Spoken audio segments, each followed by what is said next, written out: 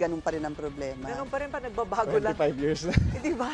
Nakakailang DBM secretary na tayo, although, in fairness, ngayon lang ako nakakita ng DBM secretary sa baha. Nagpunta doon. Nagpunta talaga doon. First time. Di ba? Parang gusto niya sabihin, ang budget ninyo safe sa akin, safe sa akin.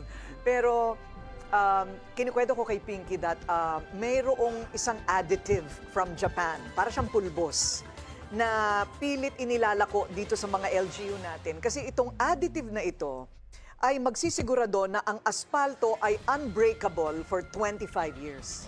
Imagine. Imagine, Walang kikita in 25 years. Ay, one time lang. and imagine wala talagang gustong bumili. Band Hindi yan dito, totoo. band.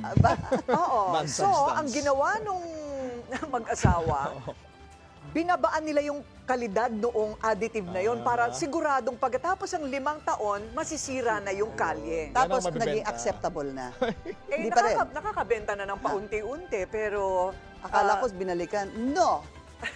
2 years only. 2 sabi years sa only. kanya. Kailangan masira ulit yan. Ang 20% namin, kailangan makakubra kami ulit. O kaya tuwing mag-eleksyon.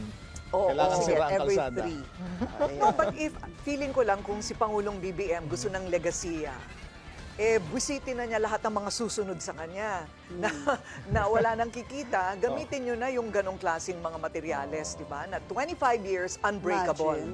Imagine, so we Yeah. don't have to put up with this every time. Hindi ka nakikipagpatintero sa EDSA. Oo, at saka maiiba naman ng konti ang mga script natin sa balita. Oo, hindi yung ganon ng ganon. At di mo nasasabihin ulit yun. Oo. After 25 years, yan pa rin ang